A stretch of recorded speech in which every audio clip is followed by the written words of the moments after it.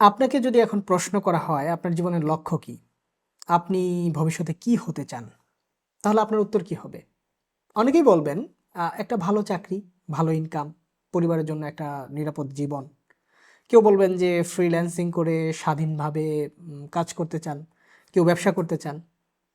এগুলো সবই ভালো, কিন্তু একটা বিষয় একটু ভেবে দেখুন, আপনার এই পরিকল্পনার মধ্যে কি আল্লাহর সন্তুষ্টির কোনো জায়গা আছে? বেশিরভাগ সময় আমরা কেরিয়ার প্ল্যান করার সময় শুধু দুনিয়ার দিকটা দেখে চিন্তা করি। কোথায় বেশি টাকা, কোথায় বেশি সুযোগ, কোন স্কিল শিখলে দ্রুত ইনকাম হবে, এগুলোই আমাদের চিন্তার কেন্দ্রে থাকে। এটা ভুল না, কিন্তু এতটুকুই কি আসলে যথেষ্ট? একটু ভেবে দেখুন, আপনি যদি এমন একটা কেরিয়ার তৈরি করেন যেখানে টাকা আছে কিন্তু শান্তি নেই, বরকত নেই, তাহলে কি সেটা সত্যিকারই আপনার জন্য সফলতা? অনেক মানুষ আছেন যারা অনেক ভালো ইনকাম করেন, কিন্তু ভেতরে ভেতরে অনেক অস্থির থাকেন, সবসময় চাপের মধ্যে থাকেন। আবার এমন মানুষও আছেন যাদের ইনকাম তুলনামূলক অনেক কম, কিন্তু তাদের জীবনে একটা প্রশান্তি আছে, সন্তুষ্টি আছে। কেন এই পার্থক্যটা হয়? আসলে পার্থক্যটা শুধু কাজের না, পার্থক্যটা এখানে দৃষ্টিভঙ্গির।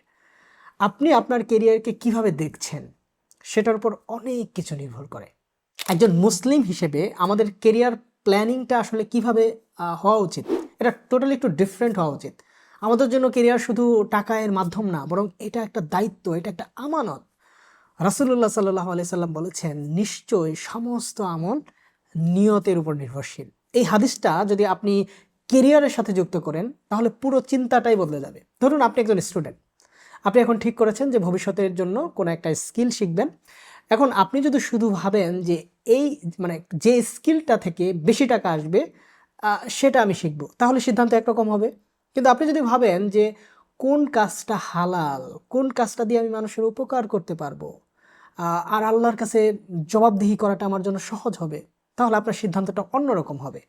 এখানে একটা গুরুত্বপূর্ণ বিষয় আসে, সেটা হচ্ছে যে হালাল এবং হারামের পার্থক্য। কেরিয়ার প্ল্যান করার সময় আমাদেরকে অবশ্যই এই বিষয়টা মাথায় রাখতে হবে। এটা অনেকে এড়িয়ে যান, তারা ভাবেন যে আগে ইনকাম শুরু করি, পরে ঠিক করে নিব। কিন্তু বাস্তবতা হলো যে শুরুটা যদি আপনার ভুল পথে হয়, পরে আর এটা ঠিক করা সহজ হয় না, অনেক কঠিন হয়ে যায়। একটু ভেবে দেখুন যে আপনি যদি এমন কোনো কাজ করেন যেখানে মিথ্যা বলতে হয়, মানুষকে ধোঁকা দিতে হয়, হারাম কিছুর সাথে জড়িত থাকতে হয়, তাহলে সেই কাজে যতই টাকা আসুক সেটাতে কি বরকত থাকবে?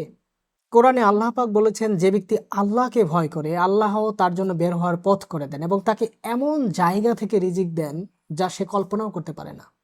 মানে কি দাঁড়ালো?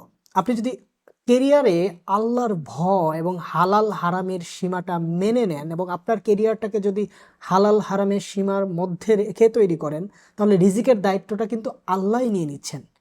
এখন প্রশ্ন হলো, একজন তরুণ কিভাবে তার কেরিয়ার প্ল্যান করবে? প্রথমত, নিজের নিয়তটা ঠিক করতে হবে। আপনি কেন কাজ শিখছেন?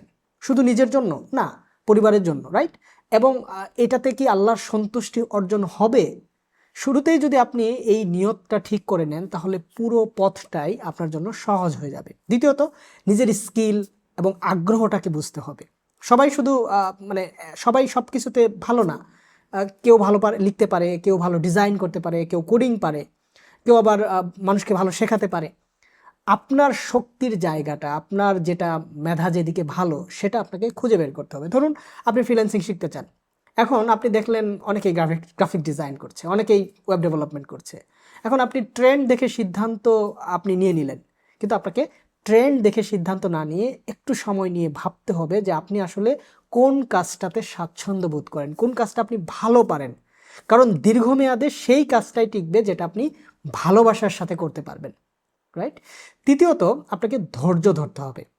আমরা অনেক সময় শিখতে চাই, আজকে শিখলাম, কালকে থেকে ইনকাম শুরু হয়ে যাবে, এরকম আমরা চিন্তা করি। কিন্তু বাস্তবতা হলো, কোনো কিছু সহজে শেখা যায় না। শেখার জন্য অবশ্যই আপনাকে সময় দিতে হবে, রাইট? এখানে আপনি অল্পতে হতাশ হয়ে গেলে চলবে না। আপনি কয়েক মাস চেষ্টা করে যদি ফল না পান তাহলে ছেড়ে দিবেন, এমন যেন না হয়।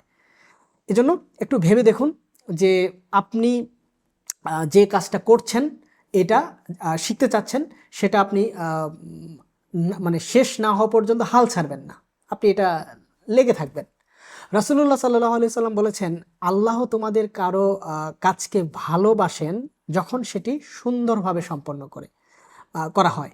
এর মানে হলো যে আপনি শুধু কাজ করলেই হবে না, কাজটাকে ভালোভাবে করতে হবে। আর ভালোভাবে করতে গেলে সময়, ধৈর্য, নিয়মিত চেষ্টা এসব বিষয় দরকার হবে। আরেকটা বিষয় খুবই গুরুত্বপূর্ণ, পরিবারের দায়িত্ব। আপনি যে কেরিয়ারের টাই বেছে নেন না কেন, আপনার লক্ষ্য থাকা উচিত যে হালালভাবে পরিবারকে সাপোর্ট দিব। আপনার ইনকাম থেকে বাবা মার খেয়াল রাখবেন, পরিবারের প্রয়োজন মেটাবেন, রাইট? এগুলো শুধু দায়িত্ব না, বরং ইবাদত। রাসূলুল্লাহ সাল্লাল্লাহু আলাইহি সাল্লাম বলেছেন, তুমি তোমার পরিবারের জন্য যা ব্যয় করো সেটাও সাদাকা। কি চমৎকার কথা!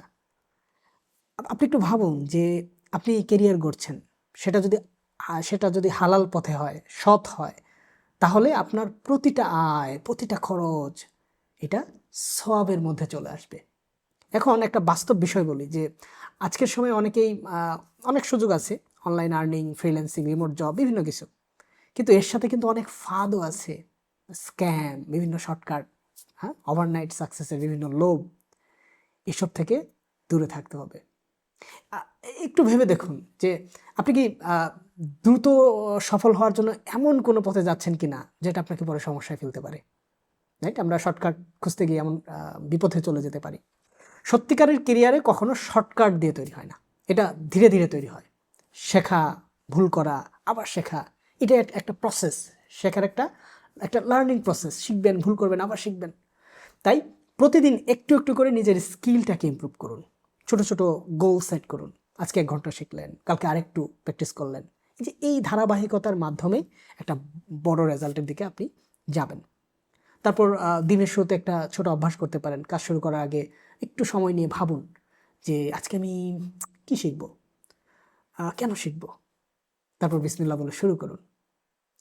আর দিনের শেষে নিজেকে প্রশ্ন করুন যে আজকে আমি কি শিখলাম? আজকে আমি কি সৎ ছিলাম? আমি কি কারো সাথে কোনো অন্যায় করেছি?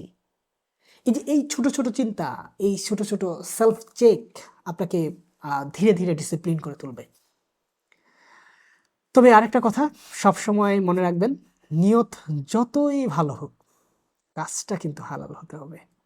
হারাম পথে কেরিয়ার বানিয়ে কখনো আপনি শান্তি বা বরকত কোনোটাই পাবেন না।